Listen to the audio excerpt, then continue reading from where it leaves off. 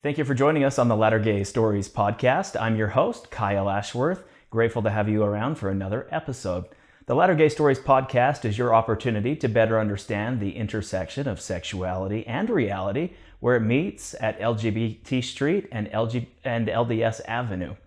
It's podcast episodes like this that help us build bigger and stronger bridges between the LDS community and the LGBT community to help us foster a better understanding of what the experience is like with someone on the LGBTQ spectrum. If you're watching on one of our video channels through YouTube or our Facebook page, we invite you to share, like, and make a comment on this particular episode. The great part about our video versions is that you can leave a comment in real time and we can have a real-time discussion. It also is a great way to share this episode with your friends and family, especially if it means something to you. If you are watching or listening on our audio version through one of our audio players, Apple Podcasts, Google Play, Stitcher, iHeartRadio, or others, we invite you to subscribe to the channel, give us a like and rating to help us further expand this podcast episode. And if you feel like you want to financially support the Latter-Gay Stories podcast, we're happy to help you do that. There are two simple and easy ways of making a donation. First, by logging on to our website at lattergaystories.org and clicking on the Donate tab.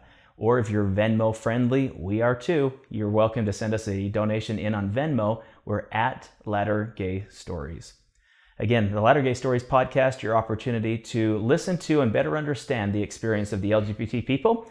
And that is exactly the episode we're going to bring to you today. Excited to welcome to the podcast, Tiana Matson. Hello. Hi.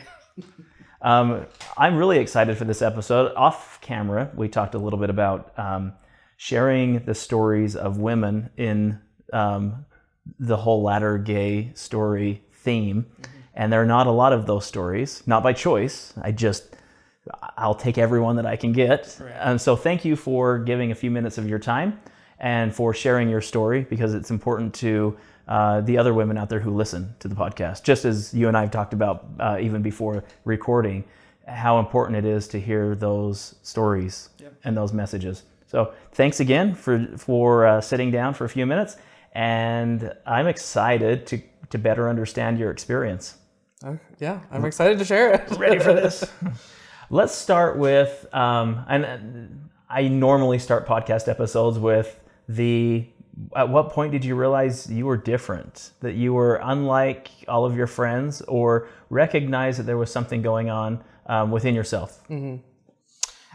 The first time that I really noticed something different was a freshman in high school, and I kind of developed this crush on my friend. And I remember one day just standing in the hallway outside the band room before school started, and we were talking, and I just got all tingly everywhere and just really wanted to kiss her. And I was like, this is weird. Is this normal? I don't know. And so I just kind of brushed it aside and just went on with my day. But as our, friendship developed, I really noticed that I was, really developing strong feelings towards her. And, I remember one time, we were laying on the floor, watching a movie or something, and we somehow started holding hands, and it was just like, oh my gosh, this is amazing. Fireworks. Yeah. I don't remember what the movie was. I don't remember anything else that happened, but I do remember holding hands.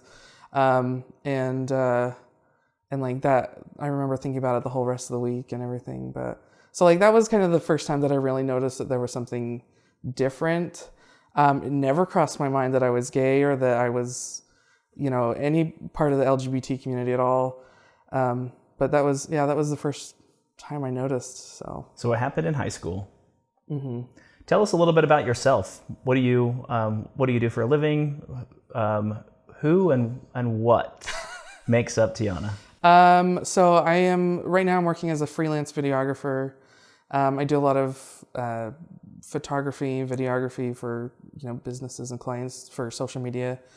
But I really I'm kind of obsessed with Superman. If anybody knows me, they know easy gifts are like Superman gifts of any sort. I love to ride motorcycles. I'm really into college football. And I love music. Go Utes. Yeah, well, better than BYU, I guess. Oh, you're a Zuby, huh? No, I'm Boise State fan, so. Okay, well, Yeah. that makes sense. Yeah. You're forgiven. Oh, thanks. But yeah, so that's kind of me. I mean, I enjoy building things, working with my hands. So your story begins really in high school. Mm-hmm. Let's talk a little bit about your activity in the church. Mm-hmm. Were you active, semi-active, very active? Yeah, so I've been active my whole life. Born and raised in the church. I'm like third or fourth generation member. My parents met at BYU, and so I was raised in the church, active all through high school into college, served a mission, and I'm still active right now too. So it's been lifelong experience. Yeah, lifelong membership. Mm-hmm. So you come out self-recognition Yeah. in high school. Mm-hmm. Where does that? Did you start attending school after high school? Let's just kind of walk that path and explain and tell your story as it progressed from laying on the floor, watching a movie, holding hands with a girl, to just kind of show that progression and where that went. Yeah. So after that crush, my junior year of high school, we moved to Utah. We were living in Southern Nevada at the time. We moved to Utah. I wasn't really interested in dating. I had a big group of friends and we all, went to dances together. I, didn't really have a best friend at all. I had some like mild crushes on girls in my classes and everything, but still was like totally in denial. Like I'm not gay. I'm not, lesbian or anything like that. And then I graduated high school, went down to Southern Utah University, started my college career there. And my roommates and I were really big into this TV show called Tina Tequila, A Shot at Love. And it was the first ever bisexual dating show. And we'd all, all gather around to watch it every week together. And I found myself through the weeks just rooting for the girls. I was like, I always want to see Tina with one of the girls. And one night I was sitting there watching it by myself. And just like out of nowhere, I just like had this really, I don't know, kind of intense feeling. And like these words popped in my head, like, you're a lesbian. And I was like, no, I'm not. And I like freaked out and I was like, this is Satan getting at me. Like, this show is evil. I just got to shut it off. And I was like, I don't know that I even watched it again after that. I was so nervous. I was like, no, this is not a thing. And I really until that point, I really didn't have much exposure to, LGBT anything. I have an aunt and a cousin who are both happily married to their partners. But I didn't they're not close family at all. And that was the extent of what I really knew. And so, it just kind of freaked me out a little bit. I didn't want to be lesbian. And especially growing up in the church, you hear all of the lack of happiness, no spiritual experiences, right. You're a contagion, pedophilia, all the labels and the arrows that are darted at you. There's no question why someone says I can't be any of these things because I don't identify as any of that. I don't feel any of that. And surprisingly, I don't even really remember having very much, getting very much from the church either. I know a lot of people, they're like, church has always talked poorly about, gay people and this, that, and the other. But if I think back about it, I really don't remember much of church leaders or anything, people talking about LGBT issues at all. And so it just was all I really knew was my aunt and my cousin were Lebanese, lesbian, and then, they weren't. Or that. They weren't active in the church anymore, and that was a bad thing. And so that was really all my knowledge. And so, at the time it really just kind of freaked me out. I can't be a lesbian. And so, I guess, I kind of consider that the first moment that I realized I was in a closet. And so I just, shut the door quietly, this is not a thing.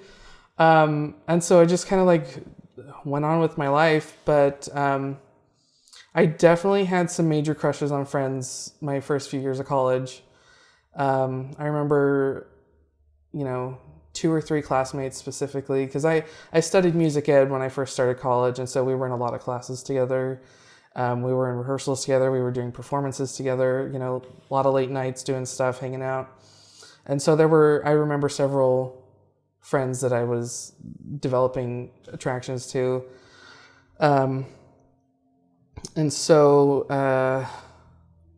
the biggest crush I had was on a roommate that I had just before I left on my mission. We lived together for about a year and a half. And like, I just remember being like head over heels for her. And really, I just wanted to hang out with her all the time. But she was constantly talking about her missionary boyfriend. And I was like, does he have to come home? That was really, that roommate is really what made me like kind of internally be like, yeah, I do have, at the time I called it same-sex attraction or whatever. And so like, I acknowledged that it was a part of my life, but I, never considered like telling anybody, never considered dating women, never considered, being open about it at all. And then, so I left on my mission about the same time that she got married. We just kind of went our separate ways. So she did wait for the boy, and the boy came home. Yeah. He came home the last semester that we lived together. So she was like gone every weekend, and I'm like, freaking heck. You're not going to come home and spend time with me? I have a crush on you. Yeah, basically. And I remember like having days where I was like, I just really want to make out with you, but I know it'd freak you out. And like, I don't think that's a great idea for our friendship, at least. So you admired from a distance. Yeah, exactly.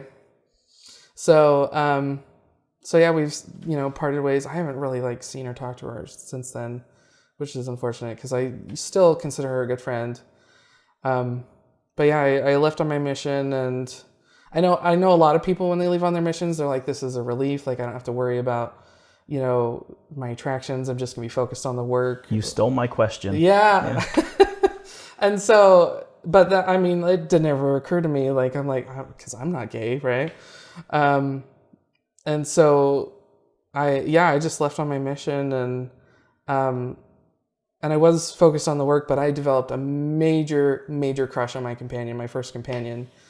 And it was, it wasn't necessarily distracting, but like, if you think about a missionary relationship, like you're glued to the hip, glued at the hip to this person for 24 hours a day, 7 days a week.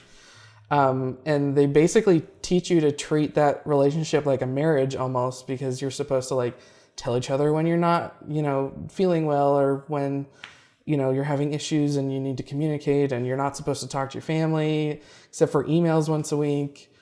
And in my case, we were kind of like, we were out in the middle of Ohio, like at least 45-minute drive from any other missionary, and, an hour and a half from the mission home. So like, you're kind of secluded. You just got to rely on each other. And so for me, it was just, it just brought me really, really close to her. And so I really developed a major crush on her. And and that was another moment where I was like, this is a big part of my life. If I'm doing, checking all the boxes as a missionary, and this is still like the biggest crush I've ever had at this point, then it's, this is really something to look at when I get home, And so it was 3 times now this has happened. Yeah. It was, I could kind of see a pattern developing. And so, so I was in my first area for 2 transfers, I think. And I developed this major crush, and mental health is a big part of my life. Because I suffer from bipolar, or I struggle with. I don't suffer. I struggle with. And so at the time I was undiagnosed, and so they sent me out in the mission field with the wrong type of meds. And as every missionary does, they have problems with other missionaries. So I was having issues with my district leader and zone leaders, and I mean, they're 19-year-old boys, and I was a 22-year-old woman. So like, it was, Clearly you had the upper hand. Right. Yeah. Some maturity differences there. And so so I was, having mental health, issues and then issues with leadership. And then I got out of the blue, I got blindsided with this. I got transferred to another area clear across the mission with a very strict companion. She was from the Ukraine, and so like even culturally we didn't connect very well.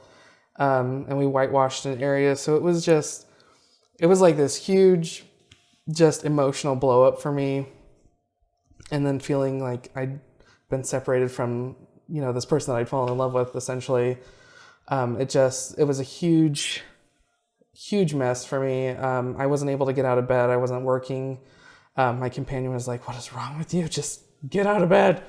And so it was really difficult. I had a lot of phone calls with my mission president, with the mission therapist, I guess, counselor, I guess. Your mission medical. Yeah. Mm-hmm. And they're like, "Well, just kind of wait it out, let's see how it goes." And I was like, "No, I need to go home." And so that was my trump card. I came out to my mission president. That was the first person I'd ever told that I had same-sex attraction. And I was like, "Mission president, this is what's going on." And let's talk about that. Yeah. Because that's really great. This is a great part of the story. Well, So, what was his reaction to the news? Any advice he gave you? How did you take his reaction to your coming out? I had already been telling him that I wanted to go home. And so I think when I told him that I was like, "President, I have same-sex attraction," and he was like, "Yeah, maybe we should send you home." And like, that was the extent of it, at least that I remember.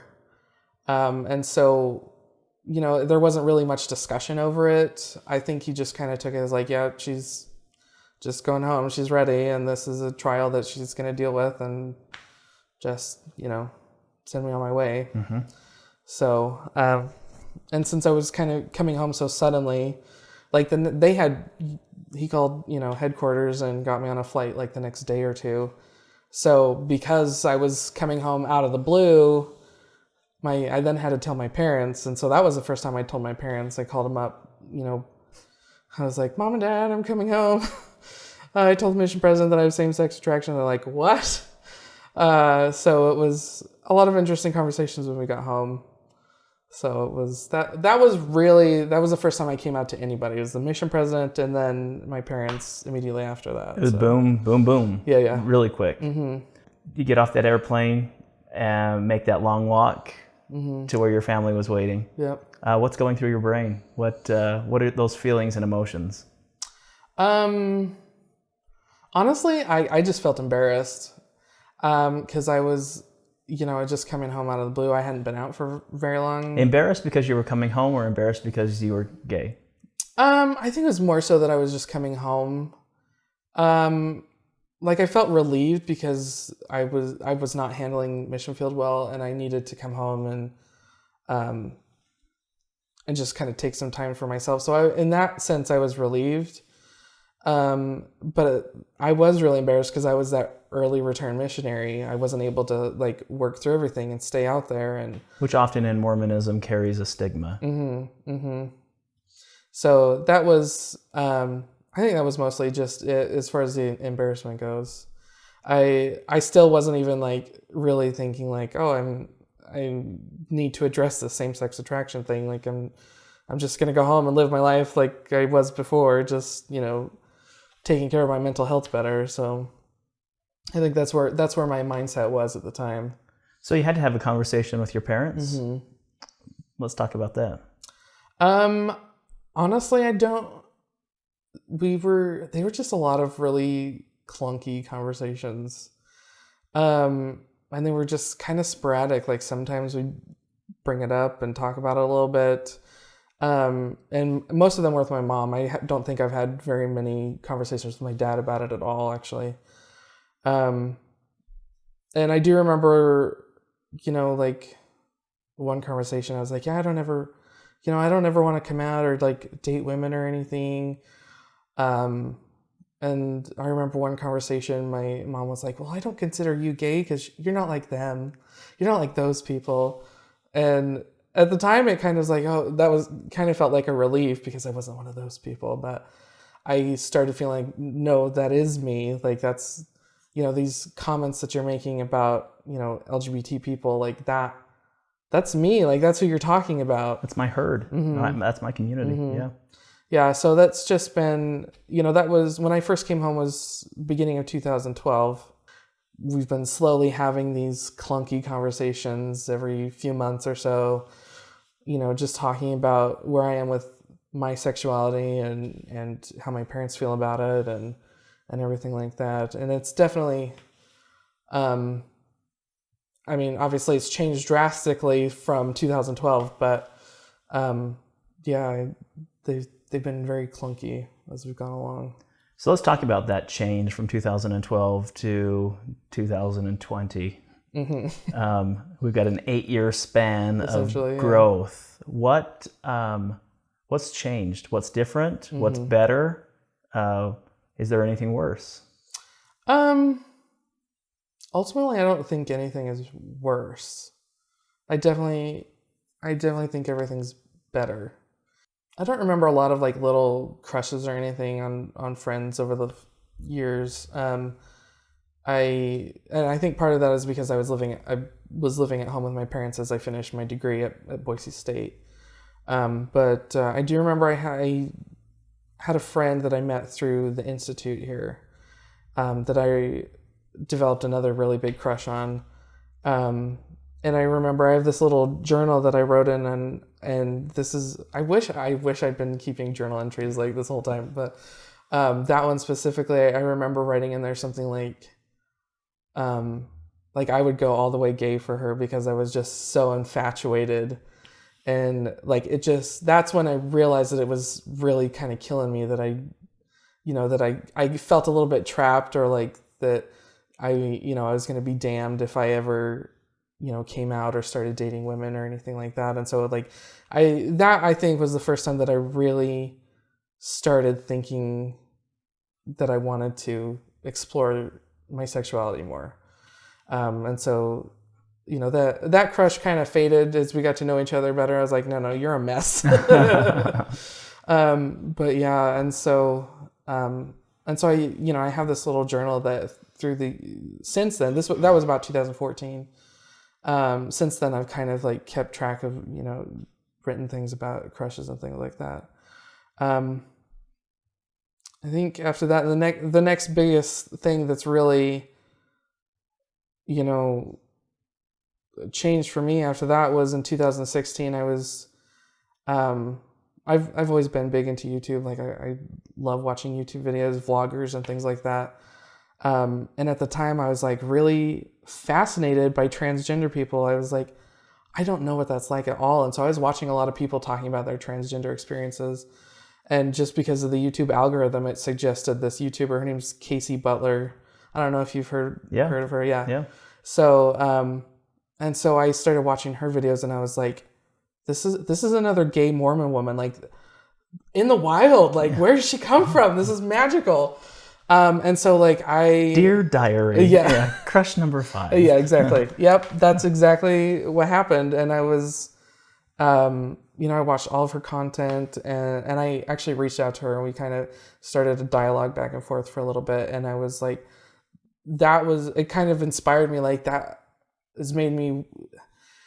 what made me feel like I needed to properly come out to myself. And so nobody was home. I went into the bathroom and I stared myself down in the mirror for a good 5 minutes until I finally said, I'm gay and there's no two ways about it. I'm gay. And so like that kind of really felt freeing at first, because it was like, I, properly have addressed this. It's like, this is a part of my life. Like, I'm not pretending that it isn't anymore. I'm not pretending that I just have same-sex attraction, as far as like LDS lingo goes. And that I was and I was giving myself permission to stop trying to date men because that was not enjoyable. And so, at that time, and so I, talked to my mom and was like, Mom, I'm really gay and I don't want to date guys. Like, this is just not enjoyable. It feels like a chore to try and like find somebody that's tolerable that I even want to like put forth the effort to flirt with. And that's really like how it felt to me. It was like, it just like, I didn't enjoy it and it was frustrating. You're preaching to the choir in this audience. It's like, we get it. We get it. Yeah. And so, and so like I gave myself permission to just stop dating. And at the time I was like, yeah, I don't have plans to date women. I think right now I'm just going to be celibate. Like, my life really isn't any different.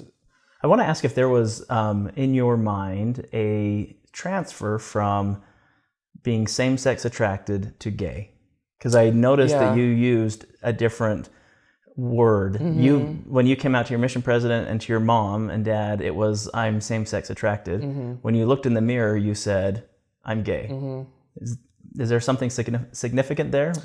I don't know that there was an exact moment, but I know as I learned more about the LGBT community, I really started to connect with that word better than same-sex attraction. Because I kind of wanted a label that I could use when I'm talking to other people, because especially in a church context, and I've been really involved with the Institute here for, since I got home from my mission. And so, if I'm at Institute talking to somebody about it, not that I really talk to very many people, but, if I was talking to somebody from church about it and I say same-sex attraction, it just waters it all down. Yeah. They don't think, oh, they're, they feel this way, but they're still going to, date and marry a man and have a eternal family or whatever. It's just that thing that gets fixed in the resurrection. Yeah, exactly. Yeah. Yep. But if you say, no, I'm gay, then they're like, Mufasa. Yeah. Then they take it seriously. It's like, oh, you are attracted to women. And I'm like, yeah, like that to me is where, why I prefer to use, the term gay as opposed to same-sex attracted. That's a great explanation. Yeah. I always, when I see that, those examples used either interchangeably or in separate contexts, I always wonder, because even the missionary applications switched from gay to same-sex attracted. Oh, really? Which I thought was interesting. And I always, in fact, through leadership in the church, pressed to find out what the church's definition of being gay is, as opposed to what the church's definition of same-sex attracted is. Nobody wants to clarify. All right. But it was significant enough that they needed to change all the applications. So, interesting. Yeah, it is very interesting. Just wondering. I do think that the church's position is same-sex attraction is a soft landing. It's an easy way of, it isn't saying, and maybe this goes back to the Elder Bednar, there are no homosexuals in the church talk. The idea that we can be same-sex attracted because that's not committing any offense. It's not acting on or becoming. It's just an attraction. But being gay is like, oh, well, now you're acting on. Right. And I'm guessing that's the church's position. Probably true. Yeah. It feels that like that's what it is. Okay. Yeah. So you're YouTubing it. You are in the mirror. You have acknowledged who and what you are. Now, what do you do with that? So I knew I wanted to start coming out. And at the time, I was like, I'm just not going to date men. And, and I did not want to commit myself to a life of celibacy. I was like, there's a possibility that things could change, 5-10 years down the road. At this point, it's 3.5. But, I didn't want to be like, I'm for sure going to be a faithful member of the church, do X, Y, and Z as everybody else does, and, and just be celibate the whole rest of my life. And I knew that there was a possibility that wouldn't happen. And so I didn't want to like pin myself down to that. And so, at the time I just was like, I'm just not going to date, and left it at that. So after I properly came out to myself, I wanted to start coming out to more people, because eventually I wanted to just be open and just be a basic part of my life, essentially. No longer a process. Just it just is. It is, yeah. And so I first came out to my cousin, who's also gay, and she at this point I think she left the church by that point, but and so she's been my major confidant over the years in my coming out process with that. And so I came out to her first. I came out to some really close friends. And like I've been really blessed that I've not had anybody in my life that ever has treated me differently or disowned me, or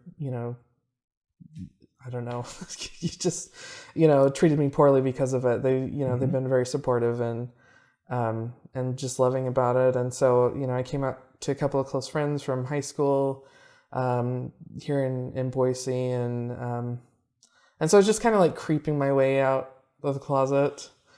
So about a year later, so 2017, I was just going through a lot of emotional, mental, spiritual turmoil that really made me start evaluating just how the church worked, how the gospel worked, how my relationship with the church and my spiritual connection with God and everything. And it was a very, very dark time in my life.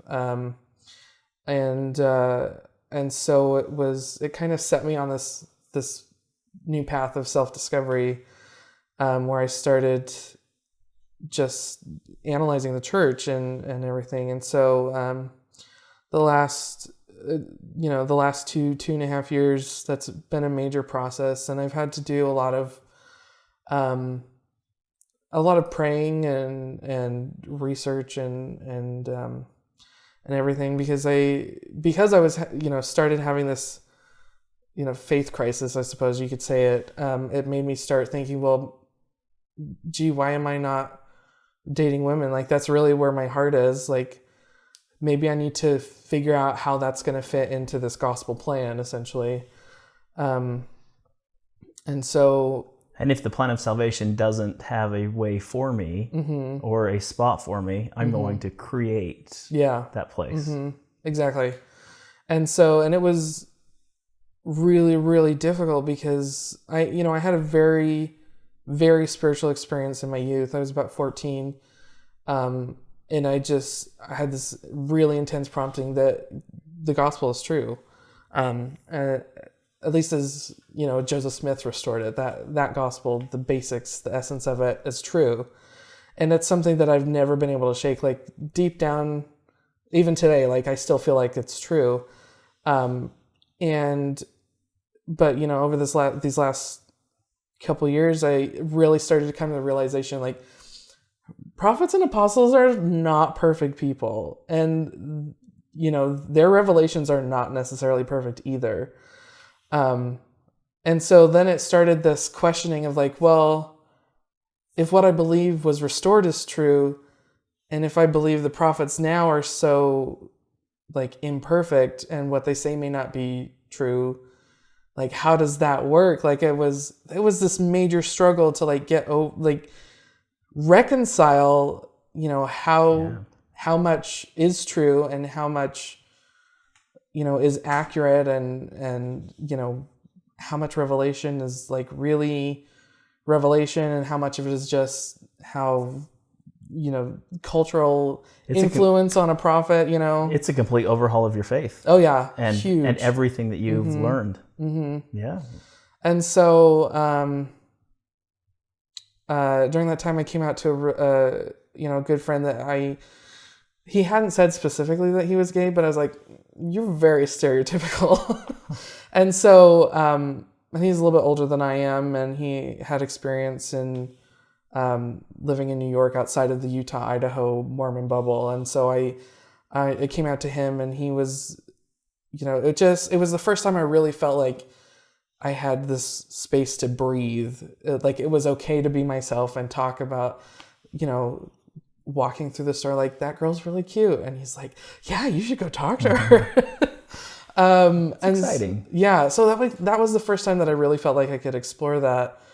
And so it was, so it's been a process the last couple of years. And then I found the Latter Gay Stories podcast and started just consuming it, all of it, everything I could get my hands on, and just hearing other people's stories and how they reconciled their faith and their sexuality and how they fit in. And I found through another podcast, somebody had mentioned the CES letter, and so I read through that, and I don't ever take everything at face value. I got to go do my own research, and so I started reading Rough Stone Rolling, and there was something else I don't remember what it was that I read. Anyways, and that was the biggest thing for me, because it showed me the imperfections of the early Restoration and the early, Joseph Smith and the mistakes that he made, and but it also showed me some of the validity of the Book of Mormon, and if you really look at, aside from Joseph Smith's testimony and the Doctrine and Covenants, if you look at the facts and the history of how it came to be, it really had to have been inspired. It had to have been the power of God. And so ultimately I believe that the gospel is true, but every good story, there are major plot holes. That's true. And so it finally gave me the permission, okay, I believe that what we have is true, but I also believe that it is extremely incomplete, and that, I fit in here. I fit in this gospel plan, because essentially, I mean, if you're familiar with the plan of salvation, literally all we know about is the exaltation, the highest tier in the celestial kingdom. That's all we know about. We don't know anything about the rest of it. Sometimes that's by design. Yeah. Sometimes religion likes to do that, saying there are no other options except the very top one. Right, yeah. Because then that's where you spend all your focus, all your time. And so, I just feel like it's silly to believe that, gay people are going to be damned to hell, or the celestial kingdom, the worst of the worst. They're still going to be happy there, but they're still not going to be as happy. We're gay. We're happy everywhere we go, right? Yeah, exactly. And so once I really, gave myself permission to believe that, and feel that there is a place for me, it was just this huge weight off, and it was okay, yeah, I don't really care who knows, and I'm just gonna be happy, and find love and be content. And so just a couple weeks ago, I was okay, I gotta tell Mom, I'm gonna start dating. And she's yeah, I knew eventually this would come. It's finally here. Yeah. And she's well, you need to tell your dad. So I told my dad, and he was well, I mean, we just want you to be happy. And then I hadn't officially come out to my sister. She's 18, so there's 12 years between us. But Mom had spilled the beans to her at some point. And so I told her, I was I'm gay and I'm going to start dating. And she had the best response. She turns and looks at me. We're in the car. She turns and looks at me and she goes, "Oh." I'm yes. I was, because she, she's very just of the law. She'd give us dirty looks in sacrament meeting if we were talking, whispering under our breath, whatever.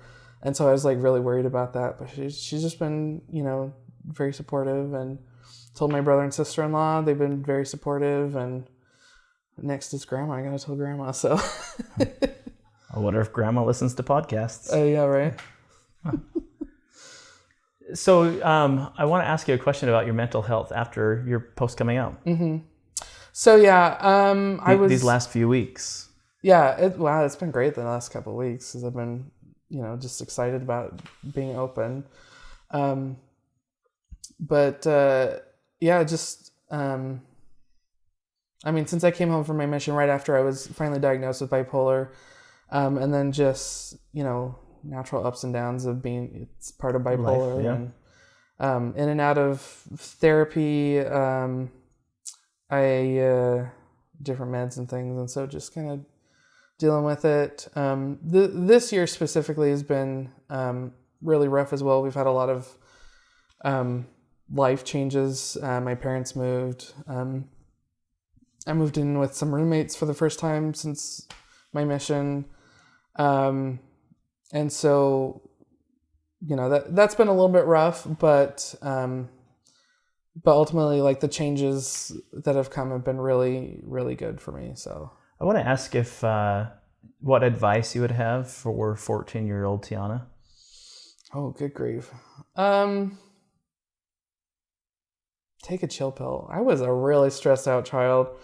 And I had some anger issues. Like, looking back, it's like, oh, that's normal bipolar, behavior for a, young child, a teenager.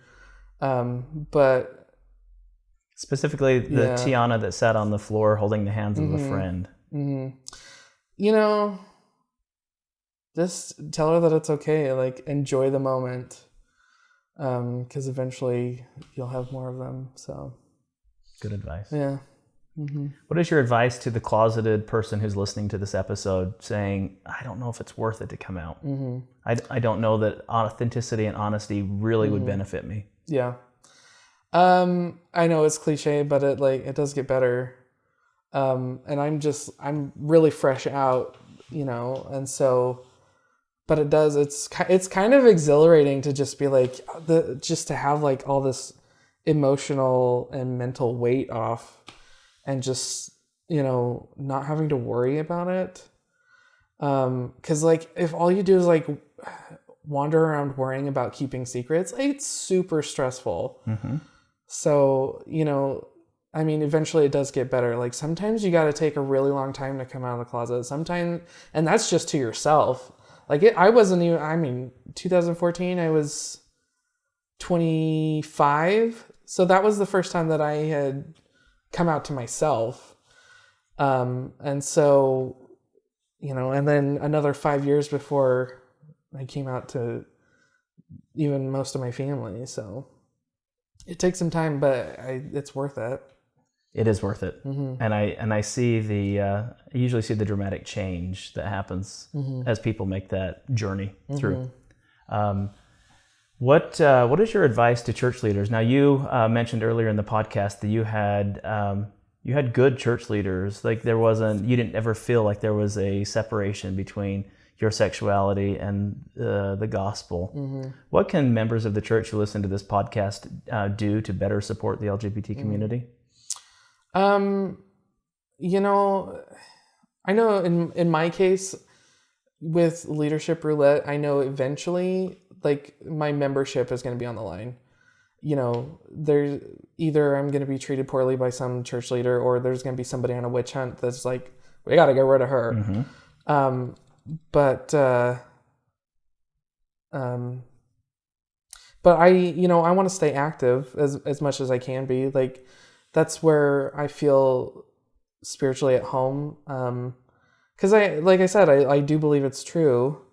Not necessarily complete. And so, like, I want to open my, receive as many blessings as I can through church and through the gospel. And so just allowing, gay members the opportunity to be involved, even if if I lose my membership at some point, I can still attend church. Like, I can still, attend my meetings. I can, be in the ward choir. I can, help make the programs for sacrament meeting, like something.